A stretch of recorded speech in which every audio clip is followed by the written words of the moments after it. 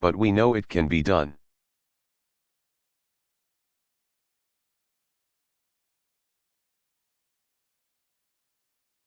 Because where you're sitting, in this very place, in this town, it's happened before.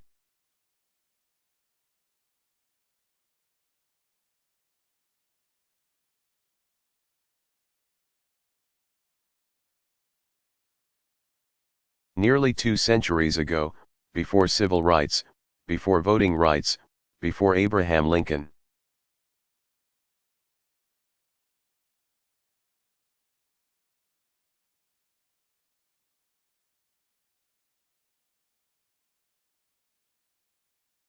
Before the Civil War, before all of that, America was stained by the sin of slavery.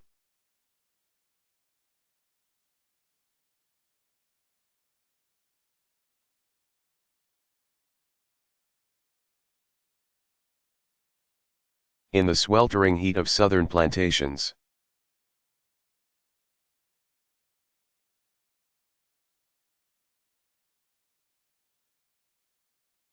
Men and women who looked like me could not escape the life of pain and servitude in which they were sold.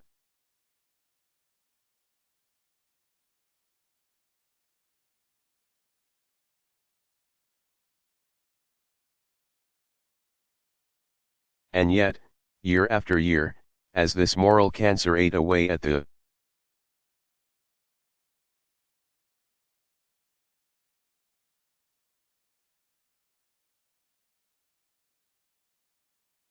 American ideals of liberty and equality, the nation was silent.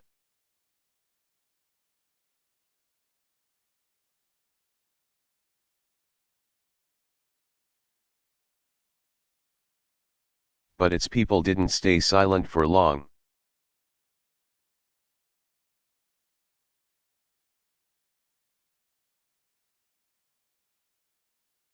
One by one, abolitionists emerged to tell their fellow Americans that this would not be our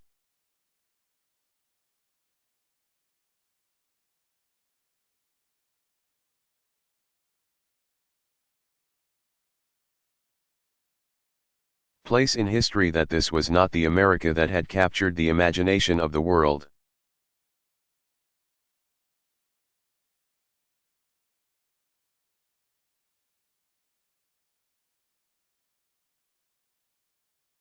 This resistance that they met was fierce, and some paid with their lives.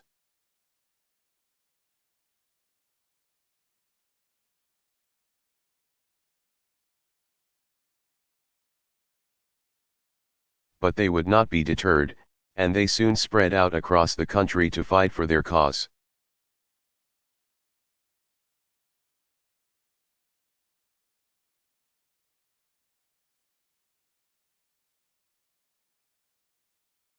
One man from New York went west, all the way to the prairies of Illinois to start a colony.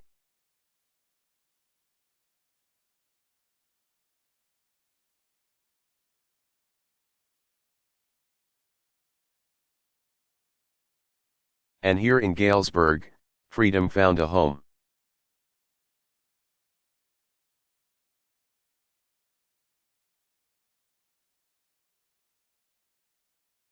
Here in Galesburg, the main depot for the Underground Railroad in Illinois.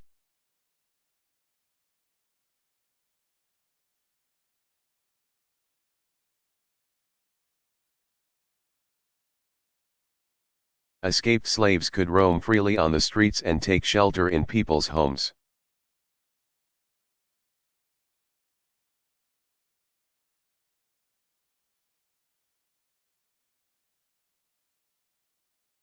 And when their masters or the police would come for them,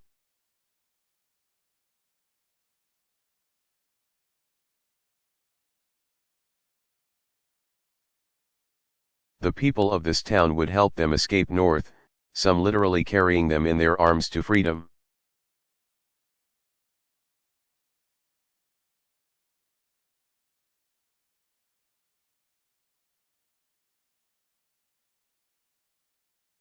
Think about the risks that involved.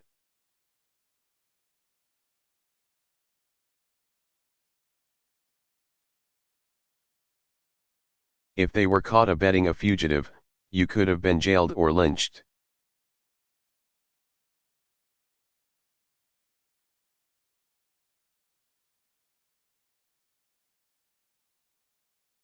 It would have been simple for these townspeople to turn the other way, to go live their lives in a private peace.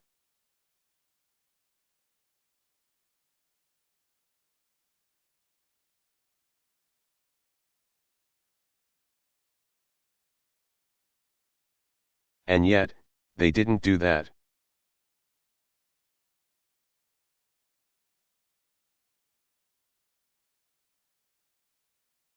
Why?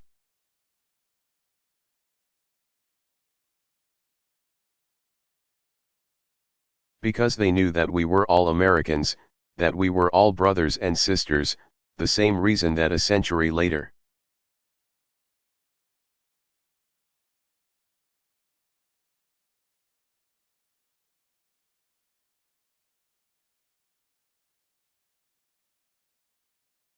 young men and women your age would take freedom rides down south, to work for the civil rights movement.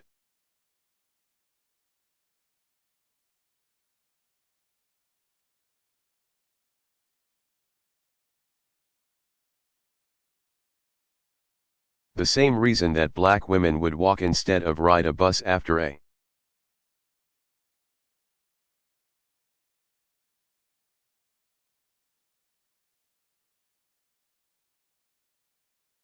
long day of doing somebody else's laundry and cleaning somebody else's kitchen.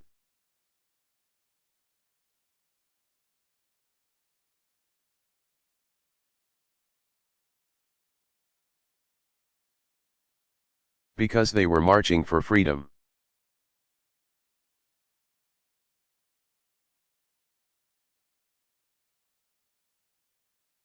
Today, on this day of possibility, we stand in the shadow of a lanky,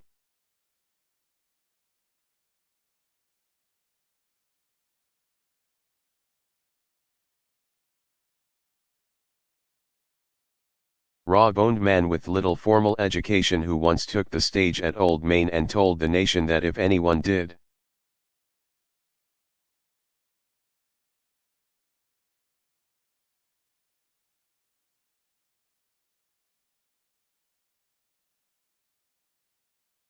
not believe the American principles of freedom and equality, that those principles were timeless and all-inclusive.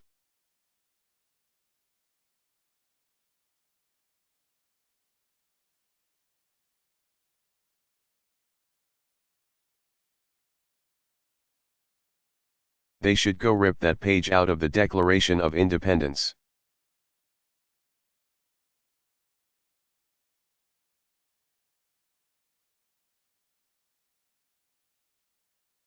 My hope for all of you is that as you leave here today,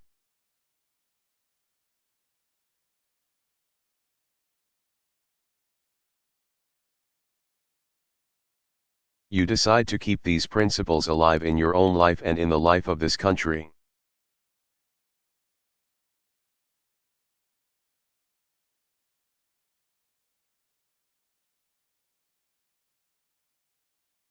You will be tested. You won't always succeed. But know that you have it within your power to try.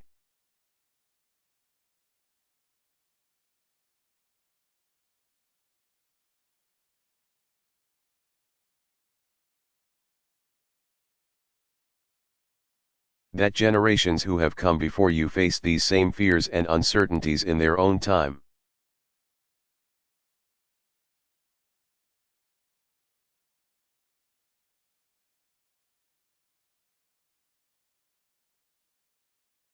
And that through our collective labor, and through God's providence, and our willingness to shoulder each other's burdens,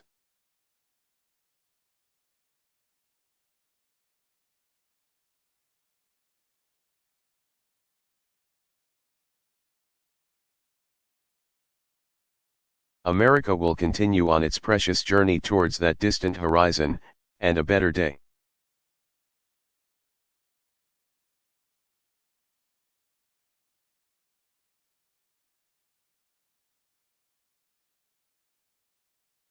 Thank you so much, class of 2005, and congratulations on your graduation.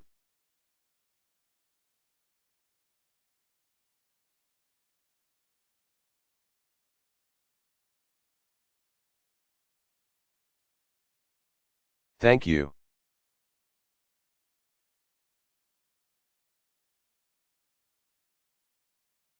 Barack Obama.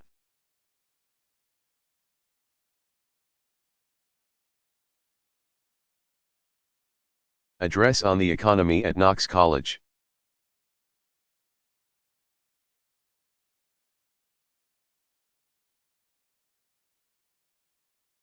Delivered July 24, 2013, Galesburg, Illinois.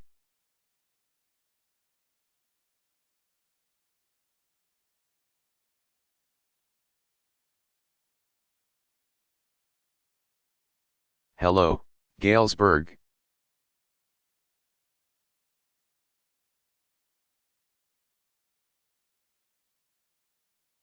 Well, it's good to be home in Illinois. It is good to be back. It's good to be back. Thank you. Thank you so much.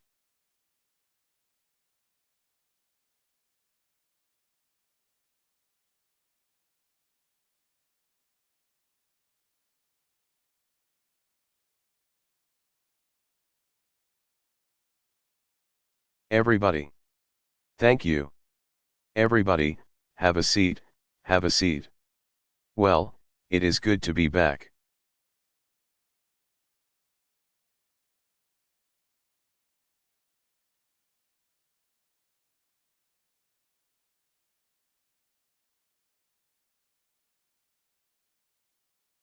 I want to, first of all, thank Knox College. I want to thank Knox College and your president.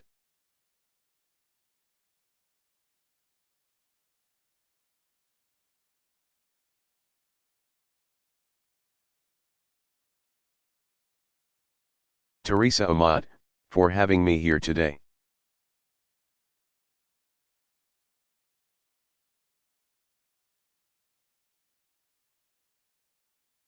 Give Teresa a big round of applause. I want to thank your Congresswoman, Cheri Bustos.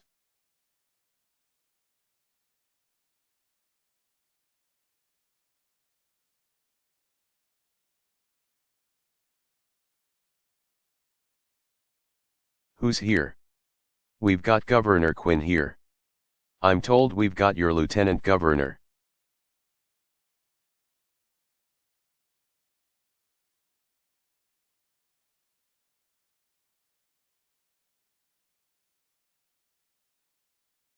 Sheila Simon, is here.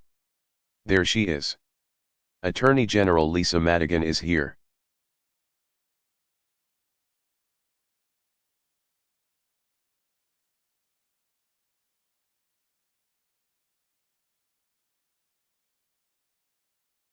I see a bunch of my former colleagues.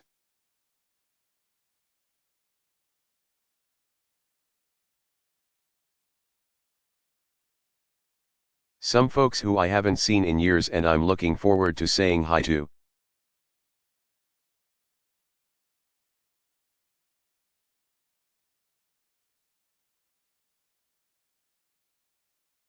One in particular I've got to mention.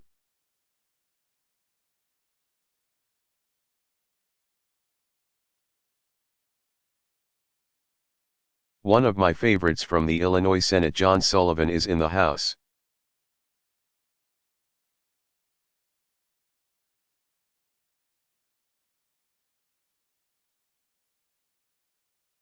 John was one of my earliest supporters when I was running for the U.S. Senate.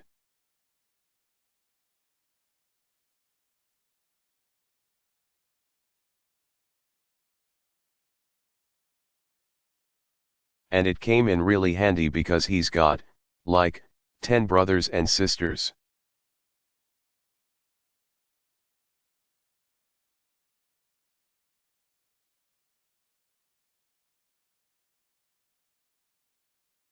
And his wife has got 10 brothers and sisters, so they've got this entire precinct just in their family.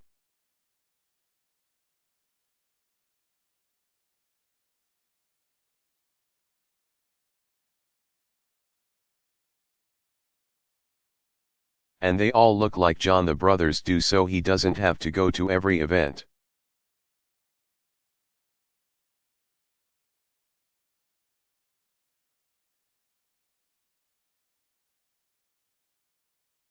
He can just send one of his brothers out. It is good to see him.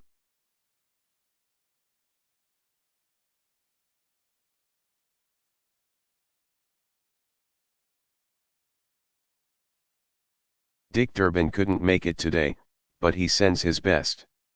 And we love Dick.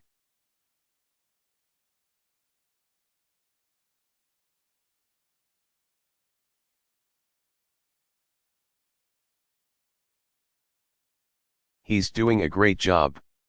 And we've got one of my favorite neighbors.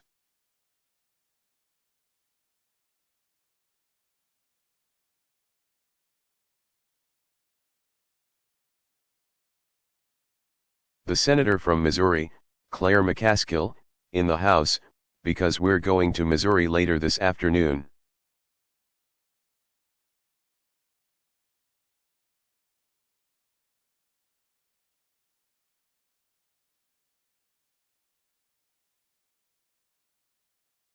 And all of you are here, and it's great to see you.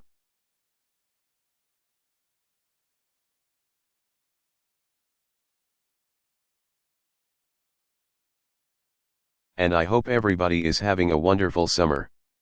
The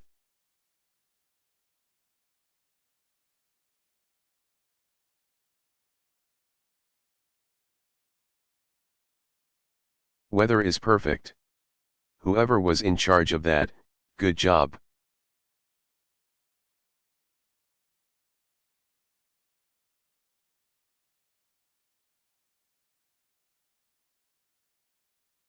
So, 8 years ago, I came here to deliver the commencement address.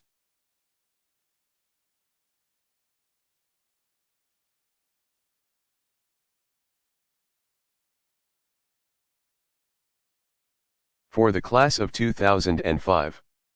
Things were a little different back then.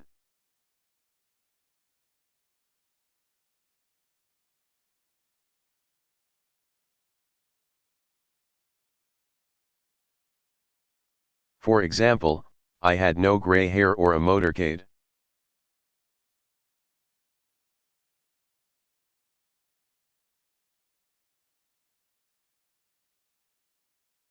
Didn't even have a prompter.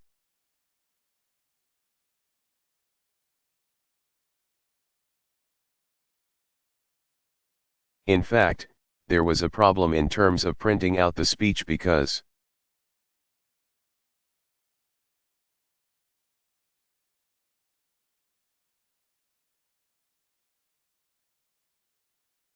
the printer didn't work here and we had to drive it in from somewhere.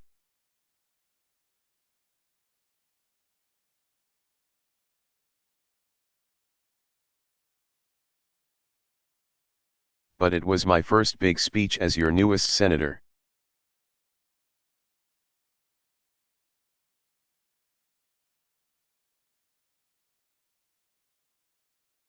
And on the way here I was telling Cherie and Claire about how important this area was.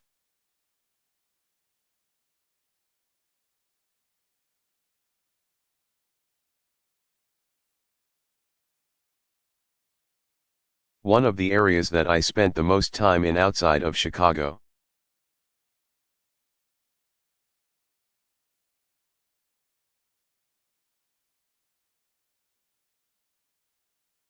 And how much it represented what's best in America and folks who were willing to work hard and do right by their families.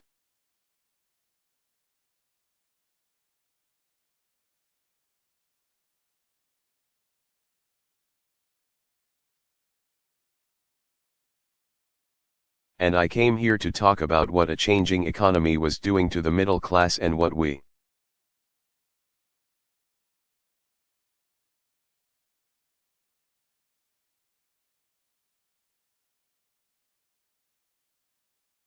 as a country, needed to do to give every American a chance to get ahead in the 21st century.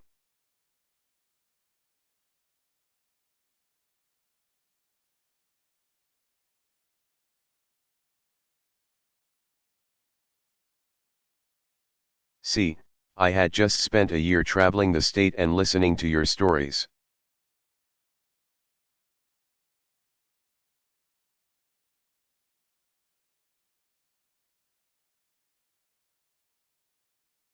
Of proud Maytag workers losing their jobs when the plant moved down to Mexico.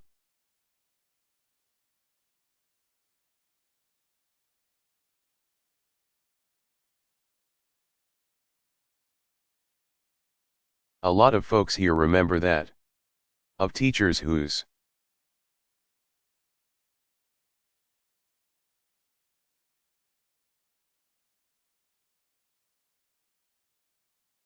salaries weren't keeping up with the rising cost of groceries.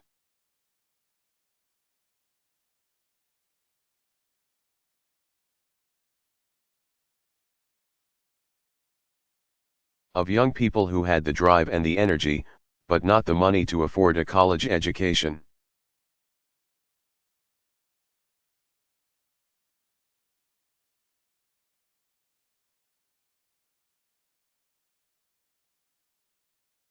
So these were stories of families who had worked hard, believed in the American dream.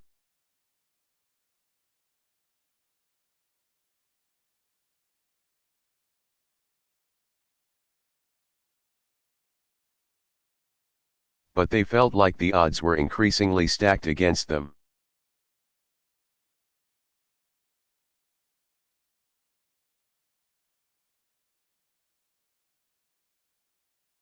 And they were right. Things had changed.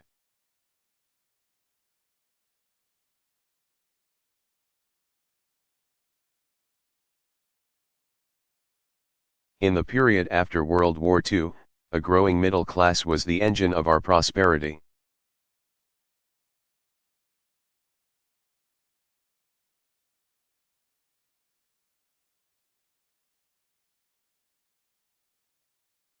Whether you owned a company, or swept its floors, or worked anywhere in between.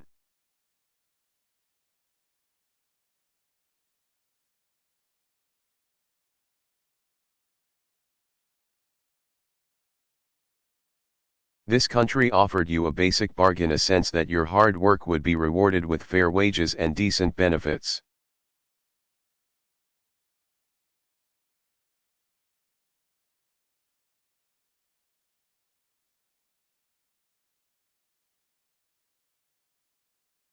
The chance to buy a home, to save for retirement, and most of all, a chance to hand down a better life for your kids.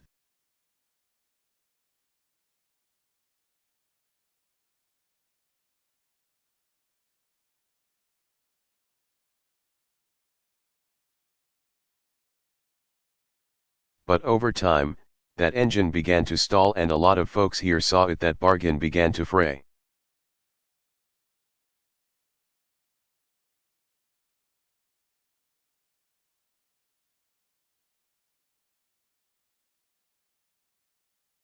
Technology made some jobs obsolete. Global competition sent a lot of jobs overseas.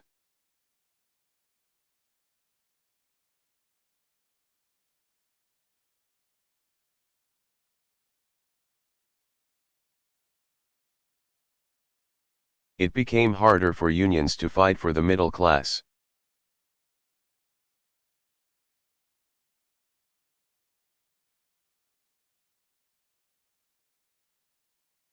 Washington doled out bigger tax cuts to the very wealthy.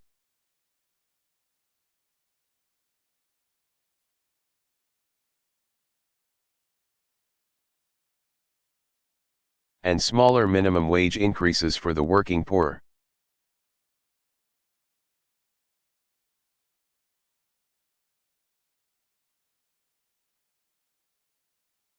And so what happened was that the link between higher productivity and people's wages and salaries was broken.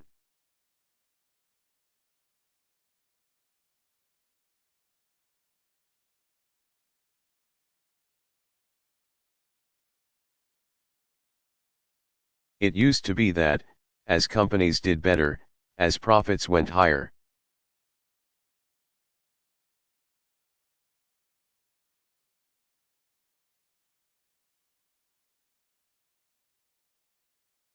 Workers also got a better deal. And that started changing. So the income of the top 1% nearly quadrupled from 1979 to 2007.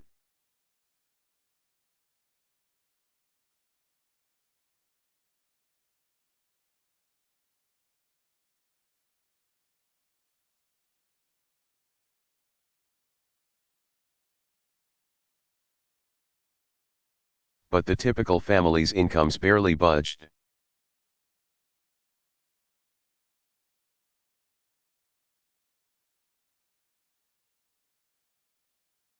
And towards the end of those 3 decades, a housing bubble, credit cards.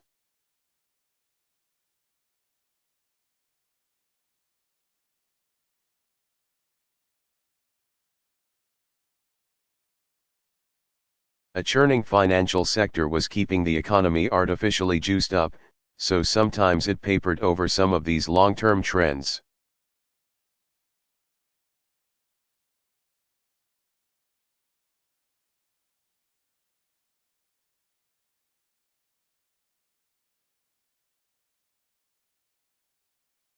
But by the time I took office in 2009 as your president, we all know the bubble had burst.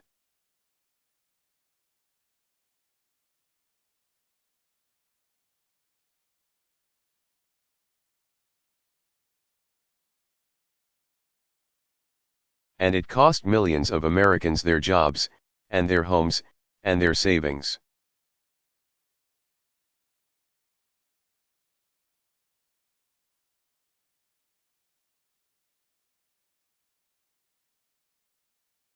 And I know a lot of folks in this area were hurt pretty bad.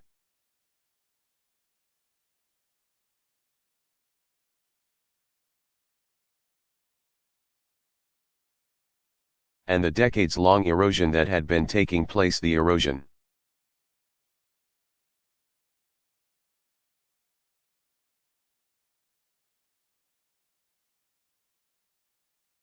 of middle-class security was suddenly laid bare for everybody to see.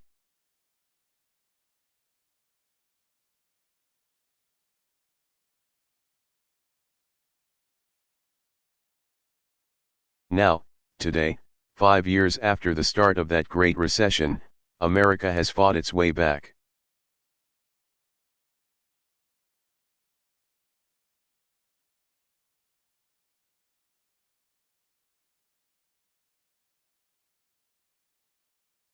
We fought our way back. Together, we saved the auto industry, took on a broken healthcare system.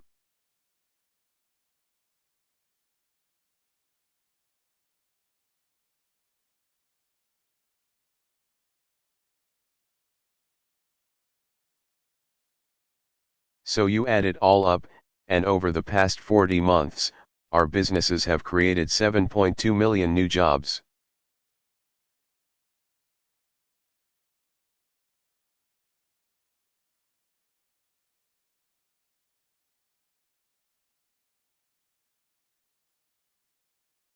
This year, we're off to our strongest private sector job growth since 1999.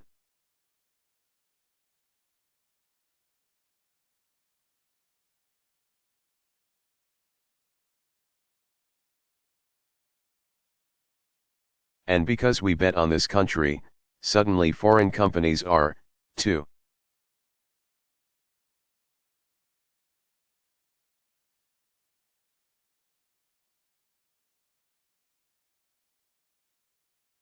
Right now, more of Honda's cars are made in America than any place else on earth.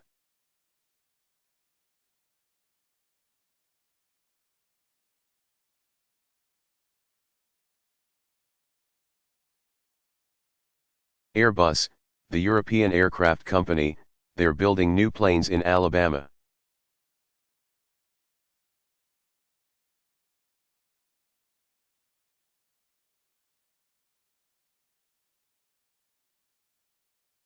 We sell more products made in America to the rest of the world than ever before.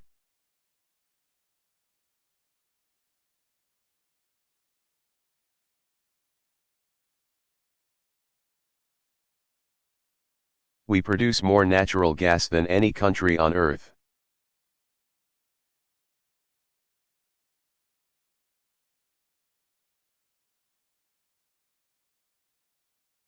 We're about to produce more of our own oil than we buy from abroad for the first time in nearly 20 years.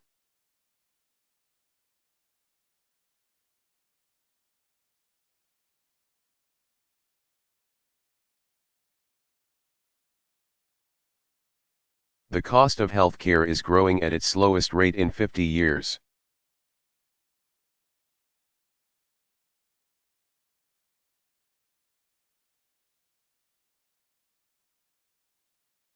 And our deficits are falling at the fastest rate in 60 years.